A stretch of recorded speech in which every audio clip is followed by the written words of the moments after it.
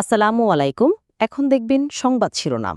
4 জেলায় সড়ক দুর্ঘটনায় নিহত 10, আহত বেশ কয়েকজন। শ্রমিকদের পর এবার মালিক পক্ষের ডাকে বন্ধ উত্তরের 3 জেলায় বাস চলাচল। 5 দফা দাবিতে জেলা পর্যায়ে জামায়াতের বিক্ষোভ। পিআর ও শাপলা প্রতীকের দাবি প্রভাব ফেলবে না নির্বাচনে, বললেন EC Anwarul. Comilla medical college হাসপাতালে নিম্নমানের মালামাল কেনার অভিযোগ। 5 কোটি টাকারও বেশি অনিয়ম, চলছে তদন্ত। জলাবদ্ধতার মধ্যেই যশোরের ভবদহে চলছে দুর্গাপূজার প্রস্তুতি। দেবীকে বরণ করে নিতে সাধ্যমতো আয়োজনে ব্যস্ত সনাতন ধর্মাবলম্বীরা। এতক্ষণ শুনছিলেন সংবাদ শিরোনাম, এখন দেখবেন বিস্তারিত। 4 জেলায় সড়ক দুর্ঘটনায় ঝরল 10 তাজা প্রাণ। এর মধ্যে 2 জেলাতে মৃত্যু হয়েছে মা ও সন্তানের। রংপুরে ট্রাক পিকআপ সংঘর্ষে নিহত হয়েছেন 3 জন। সুনামগঞ্জে 3 জন মারা গেছেন ট্রাক অটোরিকশার সংঘর্ষে। এছাড়া বগুড়ায় ট্রাকের সঙ্গে ধাক্কায় বাবা ছেলে সহ 3 জন প্রাণ হারিয়েছেন। তখনও ভোরের আলো ফোটেনি। স্বামী, সন্তান আর আসবাবপত্র সহ গ্রামে ফিরছিলেন শাহিনা বেগম। সেই ফেরা আর হলো না। বেপরোয়া ট্রাক কেড়ে নিল শাহিনা ও তার সন্তান স্বাধীনের প্রাণ।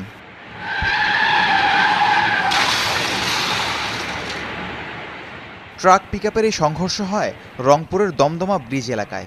ঢাকায় পোশাক শ্রমিক হিসেবে কাজ করতেন শাহিনা ও তার স্বামী মোতালেব। চাকরি ছেড়ে গ্রামের বাড়িতে থিতু হতে যাচ্ছিলেন তারা। তাদের বহনকারী পিকআপটি দমদমা ইউটার্ন নেওয়ার সময় বালুভাই ট্রাক সজোরে ধাক্কা দেয়। ঘটনাস্থলেই প্রাণ হারান শাহিনা ও স্বাধীন। পিকআপের হেলপারকে হাসপাতালে নেওয়া হলে মৃত ঘোষণা করেন চিকিৎসক। পলাতক ট্রাক চালক ও হেলপার।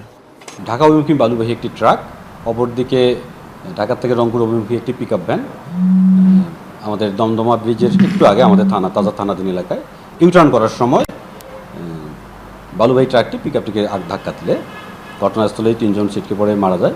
মা মেয়ের প্রাণ ঝরেছে সুনামগঞ্জে। শুক্রবার সকালে সুনামগঞ্জ সিলেট মহাসড়কে ট্রাক সিএনজি অটোরিকশার সংঘর্ষ হয়। ঘটনাস্থলে মারা যান 3 হুইলার চালক সজল গোপ ও যাত্রী আখি চৌধুরী। আশঙ্কাজনক অবস্থায় আখির মেয়ে প্রথমাকে হাসপাতালে নেওয়া হলে চিকিৎসক মৃত ঘোষণা করেন। ঘটনার পরপরই ট্রাক চালককে আটক করে পুলিশ। মারা গেছে 3 জন, মা মেয়ে আর সিএনজিতেই মারা গেছে। ঘটনাস্থলেই মারা গেছে। একজনকে হাসপাতাল নেওয়ার পথে মারা গেছে। বগুড়ায় সড়ক দুর্ঘটনায় প্রাণ গেছে বাবা ছেলে সহ 3 জনের। সকালে সারিয়াকান্দির কাঁঠালতলা এলাকায় এই দুর্ঘটনা। স্বজনরা জানায়, দুর্গাপূজার ছুটিতে পরিবার নিয়ে শ্বশুরবাড়ি যাচ্ছিলেন বিপুল চন্দ্র দাস। সিএনজি চালিত অটোরিকশা নিয়ে রওনা করলে পথে ধাক্কা দেয় বালুভাই একটি ট্রাক। সাথে সাথেই মৃত্যু হয় অটো চালকের। হাসপাতালে নেয়ার পর মারা যান বিপুল ও তার ছেলে বিপ্লব। পিআর পদ্ধতিতে জাতীয় নির্বাচন সহ 5 দফা দাবিতে দেশের বিভিন্ন জেলায় বিক্ষোভ সমাবেশ করেছে জামায়াত ইসলামী। সকালে নাটোর শহরের স্বাধীনতা চত্বর এলাকায় সমাবেশ করে দলীয় নেতাকর্মীরা। দেশের সার্বিক সংকট নিরসনের পর গণতান্ত্রিক পরিবেশ নিশ্চিত করে সুষ্ঠু নির্বাচন আয়োজনের দাবি জানান বক্তারা। পরে শহরের প্রধান প্রধান সড়কে বিক্ষোভ মিছিল নিয়ে তারা প্রদক্ষিণ করেন। একই দাবিতে বিক্ষোভ মিছিল হয়েছে ঝিনাইদহে। শহরের পুরাতন ডিসি কোর্ট চত্বর থেকে মিছিল বের করেন নেতাকর্মীরা। পরে পায়রা চত্বরে গিয়ে সংক্ষিপ্ত সমাবেশের আয়োজন করা হয়। বক্তাদের অভিযোগ, দেশ স্বাধীন হওয়ার পর থেকে যারাই রাষ্ট্র ক্ষমতায় বসেছে তারাই দুর্নীতি ও নির্বাচন নিয়ে টালবাহানা করেছে।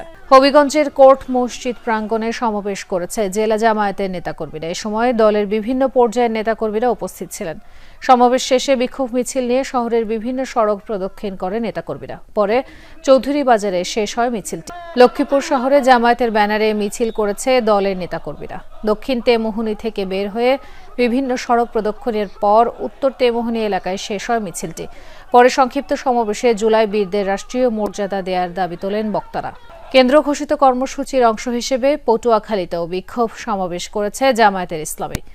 শহরের হৃদয় তারুয়া চত্বরে সংক্ষিপ্ত সমাবেশের পর বিক্ষোভ মিছিল বের করে নেতাকর্মীরা। পরে কাজীপাড়া, পুরানবাজার, লঞ্চঘাট হয়ে নতুন বাজার এলাকায় শেষ হয় মিছিলটি। এছাড়া একই দাবিতে নারায়ণগঞ্জ, গোপালগঞ্জ সহ বিভিন্ন জেলায় বিক্ষোভ মিছিল করেছে জামায়াতের নেতাকর্মীরা। জামায়াতের পিআর পদ্ধতি আর এনসিপির শাপলা প্রতীক দাবি জাতীয় নির্বাচনে কোনো প্রভাব ফেলবে না, এই মন্তব্য করেছেন নির্বাচন কমিশনার আনোয়ারুল ইসলাম। সকালে চাঁপাইনবাবগঞ্জের শহীদ সাটু হল মিলনায়তনে এক কর্মশালায় অংশ নেন তিনি। বলেন, বিগত নির্বাচনে ভোট কারচুপির সাথে যারা জড়িত ছিলেন তাদের আগামীতে দায়িত্ব পালন করতে দেয়া হবে না।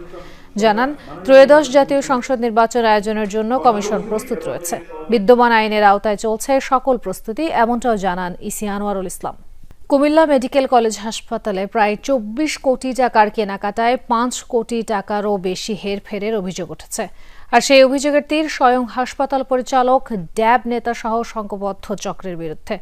কুমিল্লা মেডিকেলের সরঞ্জাম মেরামত ও কেনাকাটায় চক্রটি কিভাবে অনিয়ম করেছে? কুমিল্লা মেডিকেল কলেজ হাসপাতালের burn and plastic surgery ward স্বাস্থ্যসেবার পাশাপাশি মেডিকেলের আসবাব নিয়ে অভিযোগ শেষ নেই রুগী স্বজনদের। ওয়ার্ডগুলোতেও বেড সংকট, কোথাও কাঁথা, বালিশ, চাদরের ব্যবস্থা করতে হয় রুগীর স্বজনদেরকেই।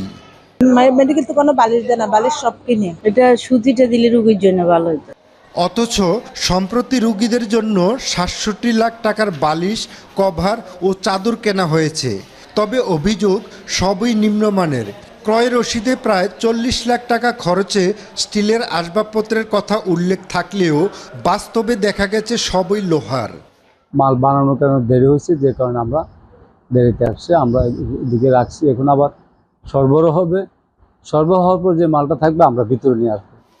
হাসপাতালের বিভিন্ন যন্ত্রপাতি মেরামত খরচ দেখানো হয়েছে ১,৭০ লাখ।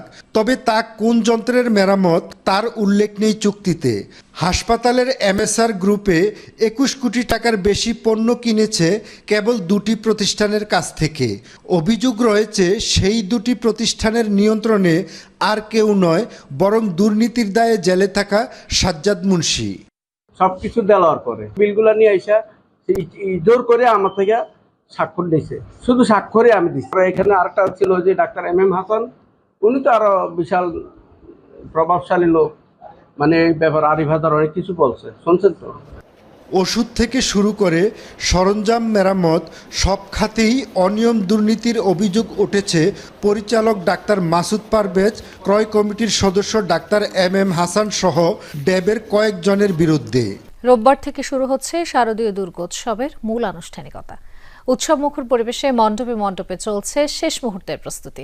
আসলে মধ্যখানে আর মাত্র একদিন বাকি, কারণ রোববার থেকে যেহেতু মূল যে আনুষ্ঠানিকতা মহাষষ্ঠী, সেটির মধ্য দিয়ে দুর্গাপূজার আনুষ্ঠানিকতা শুরু হবে। ফলে এই মুহূর্তে মণ্ডপে মণ্ডপে আমরা যেটি দেখছি একদম শেষ মুহূর্তের প্রস্তুতি চলছে। বিশেষ করে একদিকে যেমন প্রতিমার যে শেষ আঁচড়টুকু, তুলির আঁচড়, সেগুলো কারিগররা আসলে দিচ্ছেন, পাশাপাশি প্রতিমার যে প্রস্তুতের যে কাজ, সেই কাজটুকু তো চলছে। একদম শেষ মুহূর্তের যে কাজগুলো বলতে বোঝায়, সেই কাজগুলোই আমরা মণ্ডপে দেখেছি। এবং পাশাপাশি মণ্ডপগুলো যে সাজসজ্জার যে কাজ, লাইটিং থেকে শুরু করে অন্যান্য সাজসজ্জার কাজ, সেই কাজগুলো মূলত খুব দ্রুত গতিতেই এগুচ্ছে। অর্থাৎ শেষ মুহূর্তের যে কাজগুলো সেগুলোই এখন চলছে। বিশেষ করে প্রতিমা যেখানে প্রস্তুত করা হচ্ছে, সেখান থেকে যেহেতু আগামীকালই মূলত মণ্ডপগুলোতে প্রতিমা পৌঁছে দেওয়া হবে, ফলে সেই কাজটুকুই আমরা দেখতে পেরেছি। এবং মণ্ডপগুলোতে আমরা ঘুরে যেটি দেখেছি যে প্রতিটি মণ্ডপে এখন পর্যন্ত আনসারের যারা সদস্যরা রয়েছেন তাদের সেখানে উপস্থিতি আমরা দেখতে পেরেছি। পাশাপাশি যেখানে এই প্রতিমাগুলো তৈরি করা হচ্ছে, সেখানে পুলিশের উপস্থিতি দেখতে পেরেছি। এবং মহানগর পুলিশ জানিয়েছে যে সিলেট জেলায় যে মোটামুটি আসলে ৬ শতাধিক স্থানে আসলে এবার পূজা অনুষ্ঠিত হবে। প্রত্যেকটি স্থানে আসলে পর্যাপ্ত আইনশৃঙ্খলা রক্ষাকারী বাহিনীর সদস্যরা রয়েছেন, যাতে উৎসবমুখর পরিবেশে কোনো ধরনের অনাকাঙ্ক্ষিত ঘটনা ছাড়াই দুর্গাপূজা অনুষ্ঠিত হয়। আর আয়োজকরা যেটি বলছেন বা সনাতন ধর্মাবলম্বীরা যেটি বলছেন যে প্রতি বছর মূলত তারা এই কয়েকটি দিন আনন্দ আয়োজনে উৎসবে একসাথে আসলে কাটাতে চান। ফলে এই কয়েকটি দিনের অপেক্ষায় আসলে পুরো বছর ধরে থাকেন। এবারও যাতে তারা উৎসবমুখর পরিবেশে আনন্দের মাধ্যমে আসলে তারা তাদের যে শারদীয় যে দুর্গা উৎসব, সেটি উৎসবের মতো করে পালন করতে পারেন, সেই প্রত্যাশাটুকু তারা রাখছেন। এবং এখন পর্যন্ত আইনশৃঙ্খলা বা তাদের মণ্ডপে যে আইনশৃঙ্খলা রক্ষাকারী বাহিনীর উপস্থিতি, সেটিকে তারা সন্তোষজনক বলছেন।